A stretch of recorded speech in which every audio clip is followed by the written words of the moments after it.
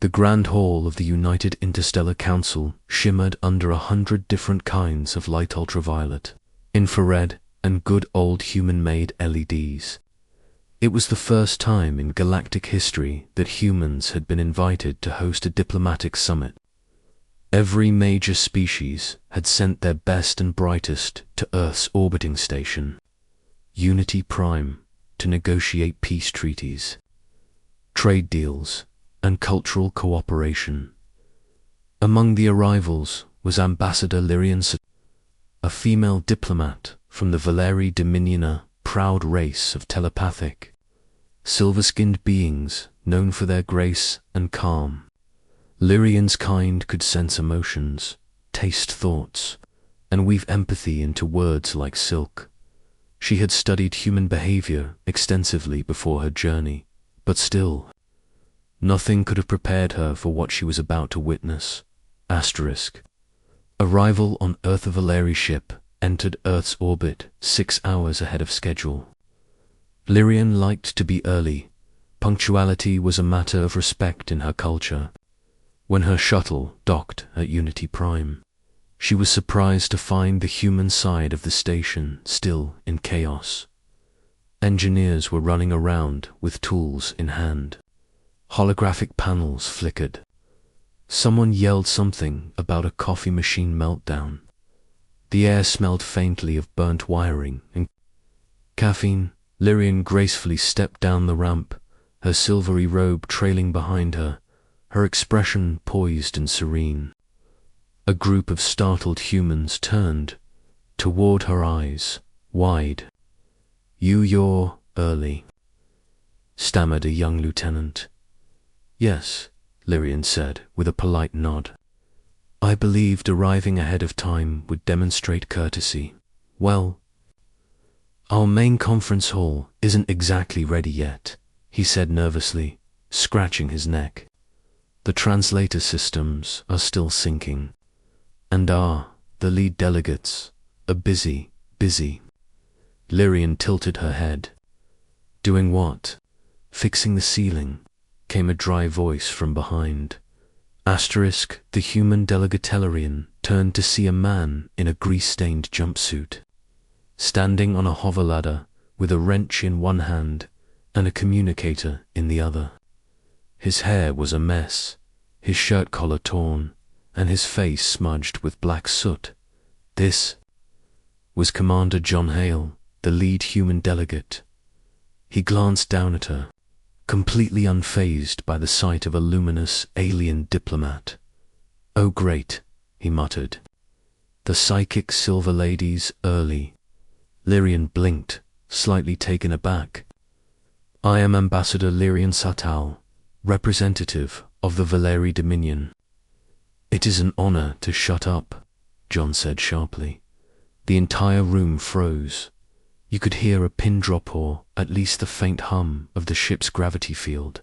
Human engineer dropped his tablet in shock.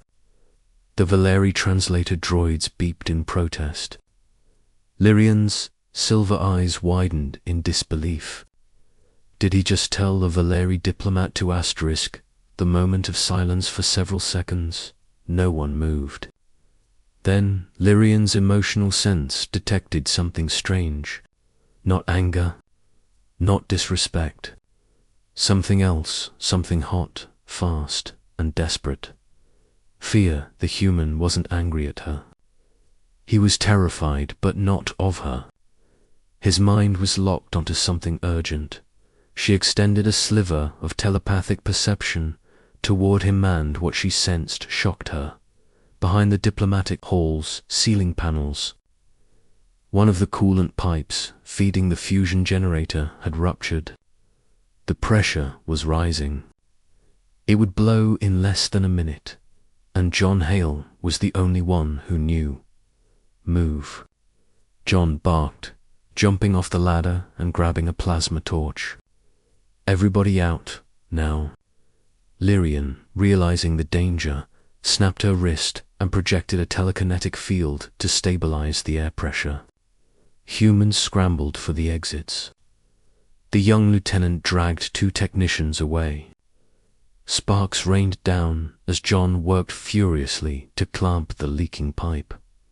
"Commander," Lyrian called, her calm breaking for the first time. "You're going to burn yourself.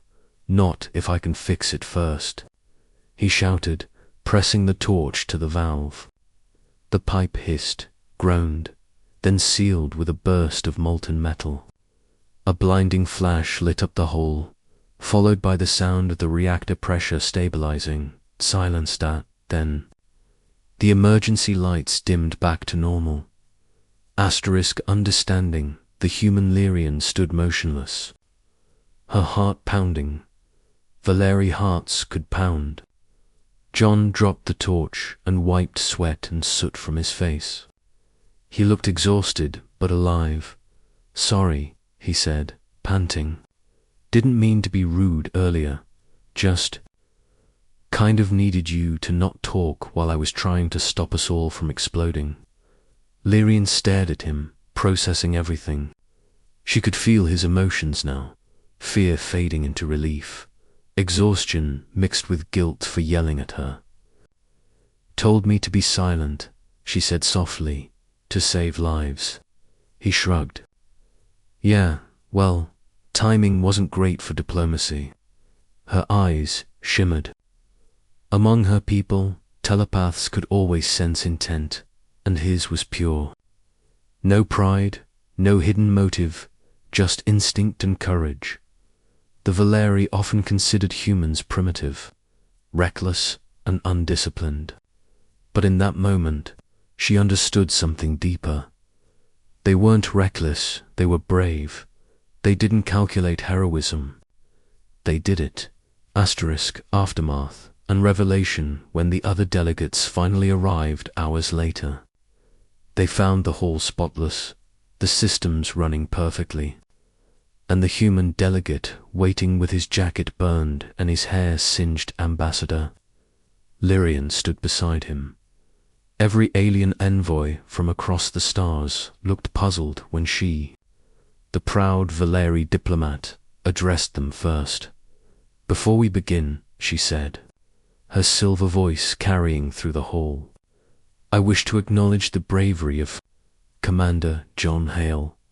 Were it not for his decisive actions and his blunt honesty, this summit might have ended in tragedy." Murmurs rippled through the alien assembly. John rubbed the back of his neck. "You make it sound like I did something special. I just didn't want us to die before lunch." Lyrian smiled faintly. Humility after heroism. Another human trait my people will have to study. The Valeri and human delegations signed the treaty first that day, setting a precedent for the rest of the galaxy.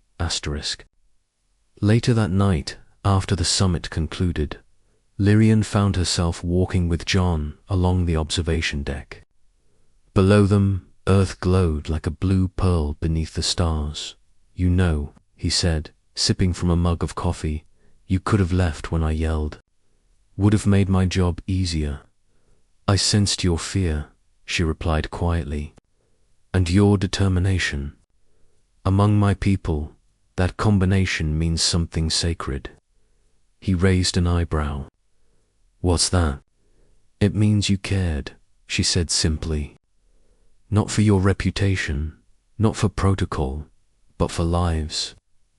John chuckled. "Well, someone's got to keep the galaxy in one piece." Lyrian's luminous eyes softened. "Perhaps that someone is human." She turned to the window, her reflection mingling with the stars. For the first time in her career, she felt something rare admiration, and as the stars shimmered outside the glass, she thought, maybe this reckless, coffee-fueled species is exactly what the galaxy needs. Epilogue. Week later. REPORTS spread across the interstellar network about the human incident. What began as a diplomatic scandal turned into legend. The phrase "shut up for the greater good" became a meme across dozens of worlds, and Ambassador Lyrian Satal, the one serene, Valeri Diplomat, now opened every negotiation with a faint smile and a simple phrase that made humans everywhere proud.